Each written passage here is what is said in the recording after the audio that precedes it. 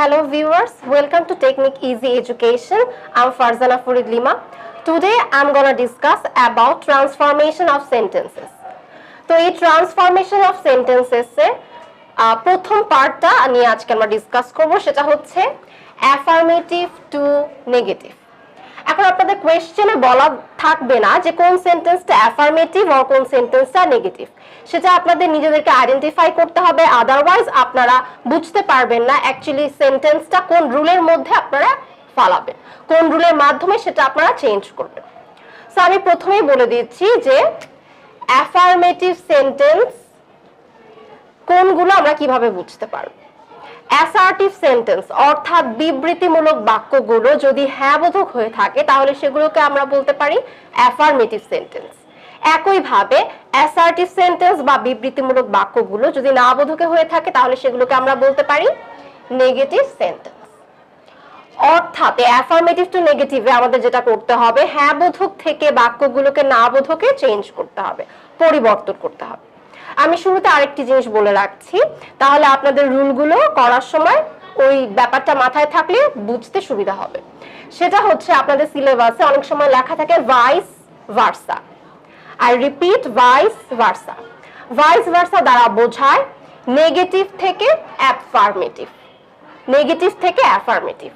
আমরা এখন যে রুলগুলো নিয়ে কাজ করব, যে রুলগুলো নিয়ে ডিসকাস করব, সেই সমস্ততে আমরা দেখব অ্যাফার্মেটিভ থেকে কিভাবে একটি বাক্যকে নেগেটিভে ট্রান্সফর্ম করতে হয়। বাট অনেক সময় আপনাদের এক্সামে নেগেটিভ সেন্টেন্স দিয়ে বলবে সেটাকে অ্যাফার্মেটিভে চেঞ্জ করতে। ঠিক একইভাবে যেভাবে আমরা অ্যাফার্মেটিভ থেকে একটি সেন্টেন্সকে নেগেটিভে চেঞ্জ করছি, ট্রান্সফর্ম করছি, ঠিক সেভাবে নেগেটিভ থেকে আমাদের একটি সেন্টেন্সকে অ্যাফার্মেটিভে চেঞ্জ করতে হবে। আমরা যদি একটু খেয়াল করি তাহলে দেখবো আমাদের ফার্স্ট রুলে আছে অনলি। যদি দেখি কোনো অ্যাফার্মেটিভ সেন্টেন্সে অনলি এই শব্দটি অর্থাৎ শুধুমাত্র শব্দটি ব্যবহার করা হয়েছে এবং এই অনলি শব্দটি দ্বারা কোনো নির্দিষ্ট ব্যক্তি বা প্রভুকে বোঝানো হয়েছে, তাহলে আমরা সেই অনলির স্থানে, শুধুমাত্র সেই অনলির স্থানে নান বাট ওয়ার্ডটি ব্যবহার করব। সেন্টেন্সের বাকি সমস্ত অংশগুলো অপরিবর্তিত থাকবে। এখন কিভাবে চেঞ্জটা করতে হবে চলুন দেখে নিই। only he can do this, আমরা এই onlyর স্থানে শুধুমাত্র নান বাট এই অংশটি, এই ওয়ার্ড দুটি বসিয়ে ফেলবো। তাহলে আমাদের চেঞ্জটি হবে এরকম, none but he can do this। অর্থাৎ আমি আবারও বলছি, শুধুমাত্র অনলি ওয়ার্ডটির পরিবর্তে আমরা নান বাট শব্দ দুটো, ওয়ার্ড দুটো ব্যবহার করব। সেন্টেন্সের বাকি অংশসমূহ আনচেঞ্জেবল বা অপরিবর্তিত থাকবে। এখন আমরা চলে আসি রুল নাম্বার 2 তে, যেখানে অনলি দ্বারা বস্তুকে বোঝানো হয়। যদি দেখি কোয়েশ্চেনে দেওয়া সেন্টেন্সে অনলি দ্বারা অর্থাৎ শুধুমাত্র দ্বারা কোনো বস্তু বা ম্যাটেরিয়ালকে বোঝানো হচ্ছে, তাহলে আমরা সেই অনলির স্থানে ব্যবহার করব নাথিং বাট। ঠিক একইভাবে যেভাবে আমরা রুল নাম্বার 1 এর সেন্টেন্সটিকে ট্রান্সফর্ম করেছিলাম, রুল নাম্বার 2 এর সেন্টেন্সটিকে একইভাবে ট্রান্সফর্ম করব। তাহলে চলুন দেখে নেওয়া যাক। A child likes nothing but, এই অনলির স্থানে আমি ব্যবহার করছি নাথিং বাট সুইটস অর্থাৎ মিষ্টি। এখন আমরা চলে আসি রুল নাম্বার 3 তে। অনলি বা শুধুমাত্র ওয়ার্ডটি দ্বারা যদি কোনো সংখ্যা বোঝায় অর্থাৎ কোনো নাম্বার বোঝায়, অনলি দ্বারা যদি কোনো নাম্বার বা সংখ্যা বোঝানো হয়ে থাকে, তবে আমরা রুল নাম্বার 1 এবং 2 এর মতো একইভাবে অনলি এর স্থানে ব্যবহার করতে পারি দুটো জিনিস। আপনাদের পছন্দ মতো আপনারা যে কোনো একটা জিনিস চুজ করে বসাতে পারেন। নট মোর দেন অর্থাৎ বেশি নয়, অথবা নট লেস দেন, এই দুটোর যে কোনো একটি ব্যবহার করতে পারি। তবে আমাদেরকে দেন বানানটির ক্ষেত্রে একটু সতর্ক হতে হবে, কারণ দেন বানান THAN, আপনারা স্টুডেন্টসরা অনেক সময় ভুল করে লিখে ফেলেন THEN, যার অর্থ পরে, তাহলে আপনাদের মার্ক ডিডাক্ট করা হবে, যার কারণে সেন্টেন্সের অর্থে পরিবর্তন হয়ে যায়, মিনিংটি চেঞ্জ হয়ে যায়, তাই মার্ক ডিডাক্ট করা হবে। সো আমরা চলে আসি যে এই অনলি দ্বারা নাম্বার বোঝালে সেন্টেন্সটিকে আমরা কিভাবে ট্রান্সফর্ম করতে পারি। She is only 10 rule number 1 এবং 2 অনুযায়ী একইভাবে আমরা শুধুমাত্র অনলি এর স্থানে নট মোর দেন 20 অথবা নট লেস দেন 20 ব্যবহার করব। এখন চলে আসি আমাদের রুল নাম্বার 4 এ, যেটাতে আমরা মাস্ট নিয়ে কাজ করব। অর্থাৎ প্রশ্নে দেওয়া সেন্টেন্সে যদি আমরা দেখি মাস্ট ওয়ার্ডটি রয়েছে, অর্থাৎ মাস্ট দ্বারা বোঝায় বাধ্য বাধকতা, তাহলে আমরা মাস্টের পরিবর্তে যে কোনো দুটো নিয়ম অনুসরণ করতে পারি। প্রথমত আমরা ব্যবহার করতে পারি ক্যান নট বাট, অথবা আমরা ব্যবহার করতে পারি ক্যান নট হেল্প। তবে আমি আপনাদেরকে সাজেস্ট করব ক্যান নট বাট ইউজ করার জন্য। তার কারণটি হলো ক্যান নট হেল্প যদি আমরা ব্যবহার করি তাহলে ক্যান নট হেল্প এর পরে যে মেইন ভার্বটি থাকবে তার সাথে আমাদেরকে আইএনজি যুক্ত করতে হবে, যেটা একটা অতিরিক্ত ঝামেলার সৃষ্টি করতে পারে। সুতরাং আমি সাজেস্ট করব আপনারা ক্যান নট বাটটি ইউজ করেন। এখন আমি ক্যান নট বাট এবং ক্যান নট হেল্প দুটো ব্যবহার করে সেন্টেন্সটি ট্রান্সফরমেশনটা দেখাচ্ছি আপনাদেরকে। তাহলে চলুন দেখা যাক। You can not but obey your parents. এই হলো cannot but ইউজ করে সেন্টেন্সের ট্রান্সফরমেশন। আমরা এখন cannot help দ্বারা কিভাবে চেঞ্জ করতে হয় সেটা দেখাচ্ছি আপনাদেরকে। You cannot help, you cannot help এরপরে আমি যেভাবে নিয়মটাতে লিখেছিলাম যে মেইন ভার্ব এবং মেইন ভার্বের সাথে আইএনজি অ্যাড করতে হবে, তাহলে আমাদেরকে আগে এক্সাম্পল থেকে মেইন ভার্বটি খুঁজে বের করতে হবে। আমাদের মেইন ভার্বটি হচ্ছে এক্সাম্পলে অবে, তাহলে আমরা বসাবো অবে, তার সাথে যুক্ত করব আইএনজি, obeying your parents।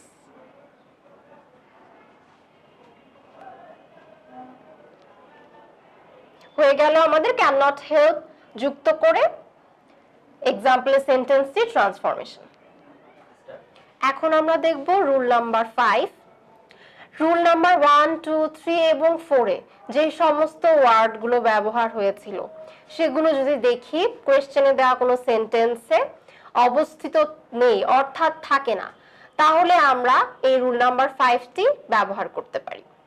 অর্থাৎ কোনো অ্যাফার্মেটিভ সেন্টেন্সকে নেগেটিভ করতে হলে তার সেন্টেন্সে অ্যাফার্মেটিভ ওয়ার্ড অর্থাৎ হ্যাঁ বোধক ওয়ার্ডটিকে আমরা করে দিব না বোধক। আমি রুল নাম্বার 5 এ সেটাই লিখেছি, অ্যাফার্মেটিভ ওয়ার্ড এর নেগেটিভ ওয়ার্ড এটাকে আমরা বলতে পারি অপোজিট বা বিপরীত শব্দটি ব্যবহার করতে পারি। একটা এক্সাম্পল দেয়া আছে, আই উইল রিমেম্বার ইউ। এই সেন্টেন্সে হ্যাঁ বোধক বা অ্যাফার্মেটিভ ওয়ার্ড হিসেবে ব্যবহৃত হচ্ছে রিমেম্বার অর্থাৎ মনে রাখা। আই উইল রিমেম্বার ইউ শব্দটি মানে রিমেম্বার শব্দটির অর্থ মনে রাখা, আর সম্পূর্ণ সেন্টেন্সটির অর্থ আমি তোমাকে মনে রাখবো। এই সেন্টেন্সটিকে এখন আমরা যখন নেগেটিভ করব তখন রিমেম্বার ওয়ার্ডটির অপোজিট ওয়ার্ড বা নেগেটিভ ওয়ার্ড হিসেবে আমরা ব্যবহার করতে পারি ফরগেট। তাহলে সেন্টেন্সটি দাঁড়াবে I will not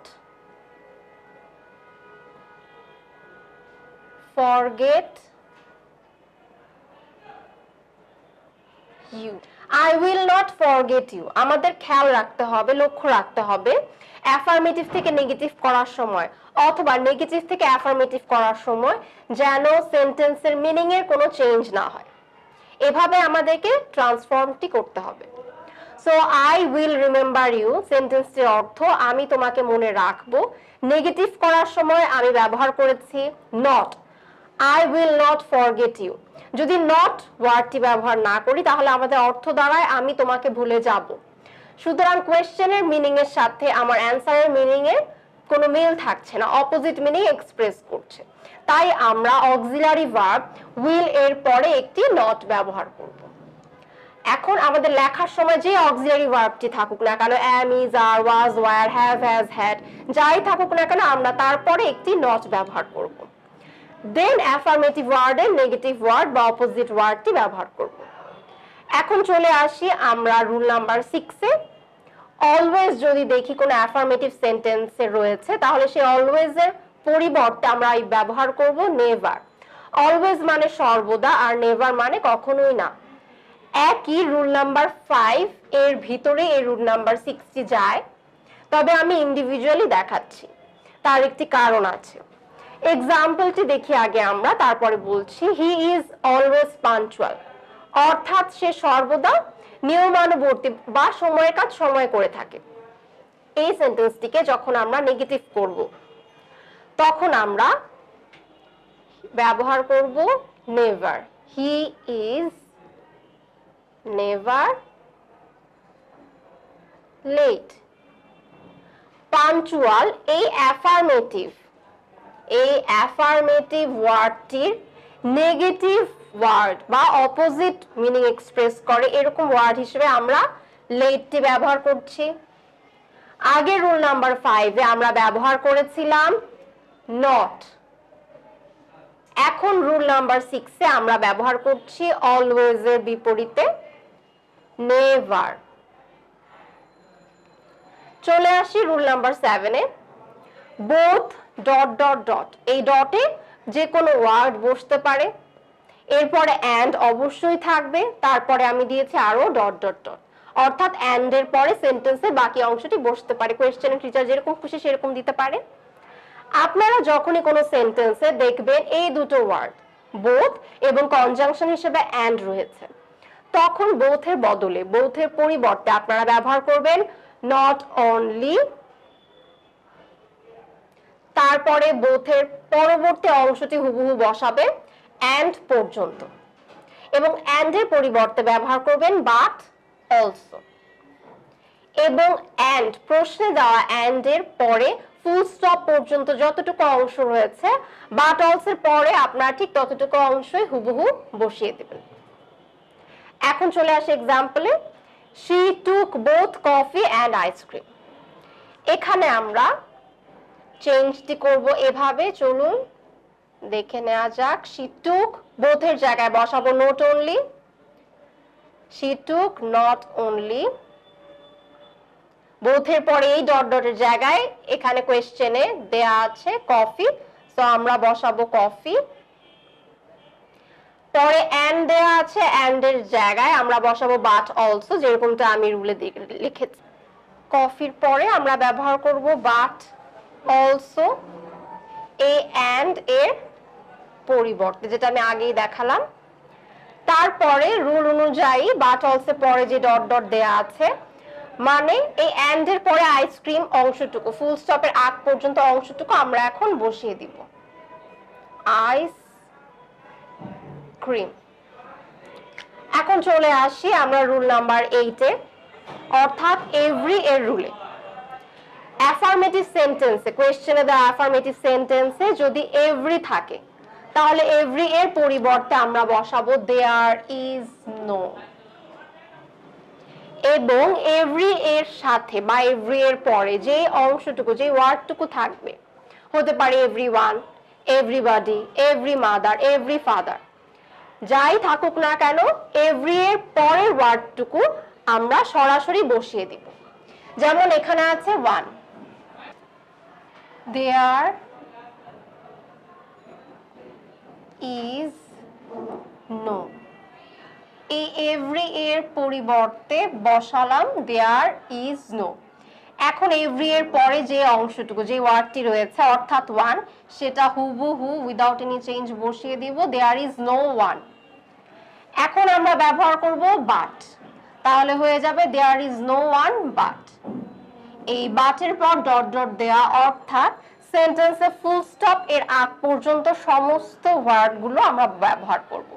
there is no one but রয়েছে আমাদের এ লায়ার ফুল স্টপ পর্যন্ত এই অংশটুকু এখন আমরা সরাসরি বসিয়ে দিব। সো হয়ে যাবে there is no one but hates a liar.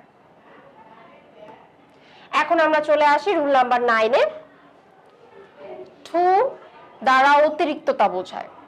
Dot dot dot অর্থাৎ এই টু এর পর কোন একটি ওয়ার্ড অবশ্যই কোয়েশ্চেনে দেয়া থাকবে, তারপরে থাকবে টু। এই প্রথম টু এর স্থানে আমরা ব্যবহার করব সো নেগেটিভ করার সময়, এবং দ্বিতীয় টু এর স্থানে ব্যবহার করব দ্যাট। এখন সেন্টেন্সের বাকি অংশটুকু কিভাবে ট্রান্সফর্ম হবে সেটা নিচে এক্সাম্পলে দেখে নিন। He is too weak to go কে আমরা চেঞ্জ করব এভাবে, হি ইজ, এই টু এর জায়গায় বসাচ্ছি সো, হি ইজ সো, এরপরে যে ডট ডট দেয়া ছিল সেখানে আছে উইক, তাহলে এটা হয়ে যাবে he is so weak. Too এর জায়গায় বসাবো আমরা দ্যাট, দ্যাট। এখন সেন্টেন্সে দেয়া সাবজেক্ট এর নাম্বার এবং পার্সন অনুযায়ী আমরা প্রোনাউন ব্যবহার করব, সব সময় প্রোনাউন ব্যবহার করব। সেন্টেন্সের সাবজেক্ট প্রোনাউনে থাকলেও সেই প্রোনাউনটি ব্যবহার করব, আর যদি সেন্টেন্সের সাবজেক্টটি কোনো নাউনে দেওয়া থাকে তাহলেও আমরা প্রোনাউন ব্যবহার করব দ্যাট এর পর। তাহলে এখানে আমাদের প্রোনাউন দিয়েই দেওয়া আছে, সুবিধা করে দেওয়া আছে হি, এই হিটাই আমরা সরাসরি ব্যবহার করব, দ্যাট হি। আমাদের দ্বিতীয় কাজ দ্যাট এর পরে ক্যান অথবা কুড ব্যবহার করব। সেন্টেন্সে দেয়া টেন্সটি আমাদের আগে খেয়াল রাখতে হবে। যদি দেখি টেন্সটি রয়েছে প্রেজেন্টে তাহলে আমরা ব্যবহার করব ক্যান নট। যদি দেখি কোয়েশ্চেনে দেওয়া সেন্টেন্সটি আছে পাস্ট টেন্সে তাহলে আমরা ব্যবহার করব কুড নট। আমাদের কোয়েশ্চেনে দেওয়া সেন্টেন্সটি রয়েছে প্রেজেন্ট টেন্সে তাহলে আমরা ব্যবহার করব can not. Can not go. যদি কোয়েশ্চেনে থাকতো হি ওয়াজ তাহলে আমরা ব্যবহার করতাম হি কুড নট গো। খুবই ইজি আমাদের রুল নাম্বার 9। এখন আমরা দেখব rule number 10। As dot dot dot as. যদি আমরা দেখি কোয়েশ্চেনে দেওয়া অ্যাফার্মেটিভ সেন্টেন্সে অর্থাৎ হ্যাঁ বোধক বাক্যে as dot dot dot as বা অ্যাজ এর পর কিছু ওয়ার্ড দেয়া আছে তারপরে আবার অ্যাজ রয়েছে, তাহলে আমরা রুল নাম্বার 10টি ফলো করব। এখানে আমরা ফার্স্ট অ্যাজ এর স্থানে, ফার্স্ট অ্যাজ এর পরিবর্তে নট লেস ব্যবহার করব এবং দ্বিতীয় অ্যাজ এর স্থানে ব্যবহার করব দেন, THAN। এক্সাম্পলটি দেখে নেই, Jim and Della were as wise as Maggie. এটা হবে Jim and Della were not less wise than Maggie। আপনারা খেয়াল করলে দেখতে পাবেন অ্যাজ এর পরিবর্তে শুধুমাত্র নট লেস ইউজ করা হয়েছে, নট লেস, এবং দ্বিতীয় অ্যাজ এর পরিবর্তে দেন ব্যবহার করা হয়েছে দেন। সেন্টেন্সের বাকি সমস্ত অংশগুলো, সমস্ত পার্টস অফ স্পিচ ওয়ার্ডগুলো অপরিবর্তিত রয়েছে। এখন আমরা চলে যাব রুল নাম্বার 11 এ। যদি দেখি কোয়েশ্চেনে দ্য অ্যাফার্মেটিভ সেন্টেন্সটি রয়েছে চিরন্তন সত্যে বা ইউনিভার্সাল ট্রুথ এক্সপ্রেস করছে, তাহলে আমরা সেটি নেগেটিভ করার সময় নেগেটিভ ইন্টারোগেটিভ করতে পারি। অর্থাৎ অ্যাফার্মেটিভ থেকে নেগেটিভ করার সময় আমরা অ্যানসারটিকে ইন্টারোগেটিভ ওয়েতে নেগেটিভ করব। কি রকম হতে পারে?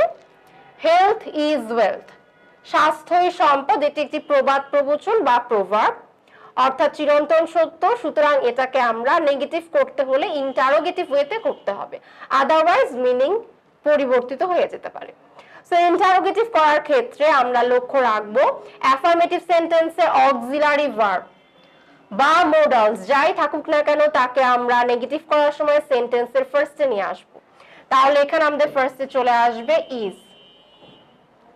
আমরা যেহেতু নেগেটিভ করছি তাহলে অক্সিলারি ভার্ব বা মোডাল যাই থাকুক না কেন তার সাথে নট ব্যবহার করব।